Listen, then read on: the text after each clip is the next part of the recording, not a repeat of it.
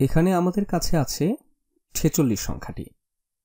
আমাদের দশকের স্থানে আছে একটা 4, যেটা মূলত 4টা 10কে বোঝায়, আর আমরা এখানে সেটাই দেখতে পাচ্ছি।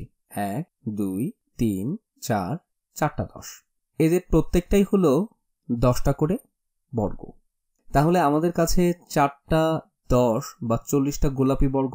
তারপর আমাদের এককের ঘরে আছে একটা 6, অর্থাৎ আমাদের 6টা 1 আছে। 1 2 3 4 5 6।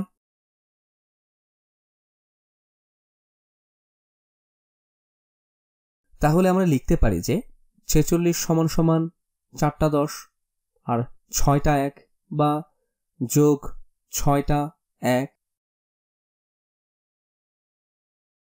এখন একটা মজার কাজ করি, 4টা 1কে 46 দিয়ে বিয়োগ করি।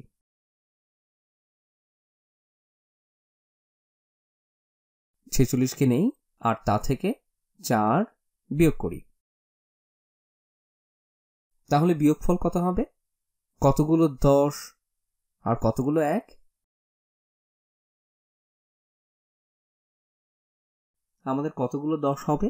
আমরা 4টা 1কে বিয়োগ করব,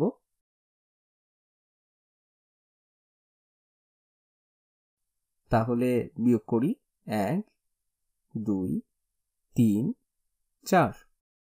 তাহলে আমাদের কতগুলো 10 থাকলো?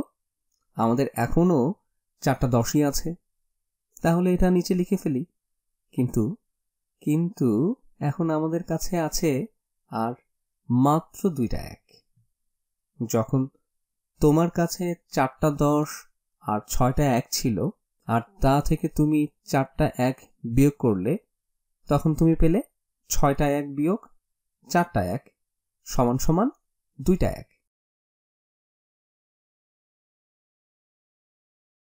তাহলে 46 বিয়োগ 4 সমান সমান 4টা 10 আর 2টা 1, অর্থাৎ 42। আমরা এককের স্থানে 6 থেকে 4 বিয়োগ করেছি।